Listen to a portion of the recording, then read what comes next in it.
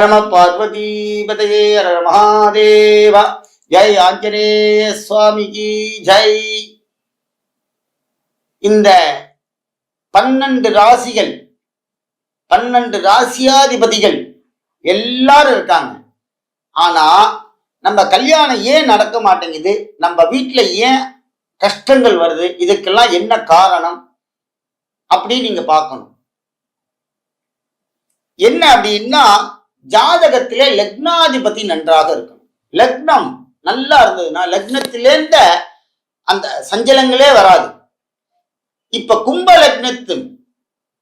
லக்னம் என்றால் சனி பகவான் இருக்கக்கூடிய வீடு. மகரமும் அவரே, கும்பமும் அவரே. இந்த சனி பகவான் கும்ப லக்னத்துல இல்லை, அவர் மேஷத்துல போய் உட்கார்ந்து இருக்கார். ஆனால் கும்பத்துல யாருமே இல்லை, வேற கிரகம் வந்து உட்கார்ந்து இருக்கு. அந்த லக்னாதிபதி என்ன பண்றார்? அவர் அங்க எந்த இடத்துல போய் உட்கார்ந்துன்ற, கும்பத்துக்கு வீடு யார் அதிபதினா சனி பகவான். அவர் எங்க போய் உட்கார்ந்து இருக்கார், என்ன பண்றார் அப்படிங்கிறத பார்க்கணும். ஏன் தடைகள் வருகிறது? ஜாதகம் எவ்வளவு பார்த்தாலும் ஓகே ஆக மாட்டேங்குது. ஓகே ஆகிற நேரத்துல கை கழுவி போயிடுது. குழந்தை பறக்கணும் பார்க்கணும், 10 வருஷமா தவம் கிடக்கான். பையனை படிக்க வைக்கிற ஃபெயில் ஆகிட்டே இருக்கான். ஃபாரினுக்கு இவன் போட்டுட்டே இருக்கான், வேலை கிடைக்க மாட்டேங்குது. இந்த கும்ப லக்னம் உடையவர்களுக்கு என்ன ஒரு பிரச்சனை, இதை எப்படி தீர்க்கிறது? முதல்ல கல்யாண வழியா நீங்க பார்த்தீங்கன்னா, மாப்பிள்ளை பொண்ணு எங்கேருந்து வருவாங்கன்னு கேட்பாங்க. இந்த கும்ப லக்னத்துக்கு கிழக்கு பக்கமாகவும் வடக்கு பக்க திசைகளிலிருந்தும் வரக்கூடிய வாய்ப்புகள் அதிகம். அப்படிப்பட்ட இந்த கும்ப லக்னத்துல வடக்கு பக்கத்துல இருந்தியோ அல்லது கிழக்கு பக்கத்துலயோ வராங்கன்னு வச்சுக்கோங்களேன், அவர்கள் எப்படி இருப்பார்கள், பொண்ணு எப்படி இருக்குன்னு கேட்பாங்க. பையன் குணாதிசயம் அப்படின்னு ஆராய்ச்சி பண்ணுவாங்க. இதெல்லாம் அந்த காலத்துல நிறைய பண்ணாங்க, இப்ப அதெல்லாம் கிடையாது. அண்ணலும் நோக்கினால் அவளும் நோக்கலாங்கிற ராமாயணம் மாதிரி ஆயிடுச்சு. டக்குன்னு காதல் பண்றேங்கிறான். இங்க பார்த்தேன்னா இந்த பொண்ணோ பையனோ உயரம் கூட சரியா வராது. ஒண்ணு பொண்ணு ஹைட்டா இருப்பான், பையன் சின்னவனா இருப்பான், கம்மியா இருப்பான். ஒண்ணு பையன் நல்லா உயரமா இருப்பான், பொண்ணு அவன் இடுப்பு அளவு கூட இருக்க மாட்டான். அடுத்தது வேறுபாடுகள் இருக்கும்.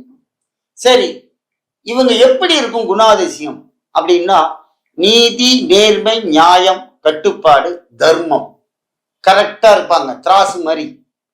சனி பகவானுடைய அனைத்து குணமும் இந்த கும்ப லக்னத்துக்காரன்ட்ட இருக்கும்.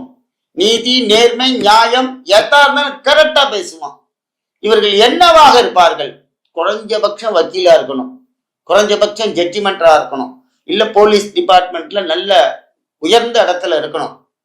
இவரை கண்டால், இந்த கும்ப லக்னத்துல கண்டா அடுத்தவன் பயப்படுவான். ஐயோ இவன் வராண்டா, அவன் பேசினாலே பையன் நான் வீட்டுக்கு போறேன்பா. அந்த அளவுக்கு நியாயத்தோட பேசுவார்கள். சரி, அப்படிப்பட்டவங்களுக்கு இதே மாதிரி பொண்ணோ பையனோ அமையும். இன்னொன்னு, நல்ல ஒரு அட்வைசரா இருப்பாங்க. இந்த டிபார்ட்மெண்ட்ல இருந்தாலும் நல்ல குடும்பத்தை நடத்துறவங்களோ இல்ல ஆபீஸ் நடத்துறவங்களோ நல்ல அட்வைசரா இருப்பாங்க. சரி, இவங்களுக்கு என்ன சார் பிரச்சனை, யாரை வழிபட்டா இவங்களுடைய பிரச்சனைகள் தீரும் அப்படின்னு பாத்தீங்கன்னா,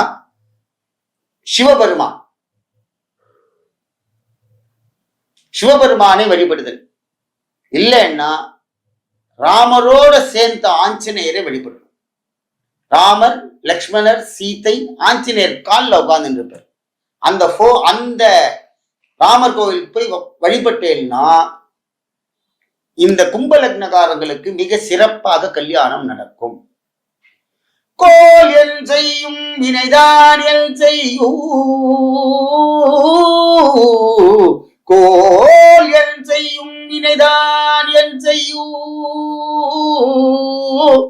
எல் சிவபுரத்த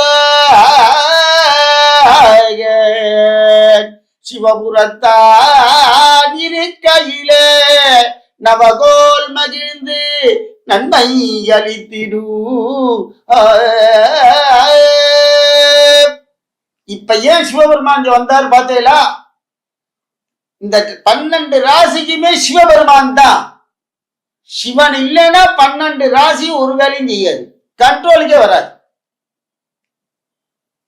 அப்படிப்பட்ட இந்த கும்ப லக்னத்துக்குடையவர்களுக்கு ராமர் பட்டாபிஷேக போட்டோ வச்சு கூட வழிபடலாம். ராமர், லக்ஷ்மணர், சீதை, ஆஞ்சநேயர் காலில் உட்காந்துக்கணும், வழிபடுங்க. இந்த கும்ப லக்னத்துக்குடையவங்களுக்கு அனைத்து காரியங்களும் ஜெயத்தை உண்டு பண்ணுவார் ஆஞ்சநேயன். நம பார்வதி பதையே, ஹர மகாதேவ.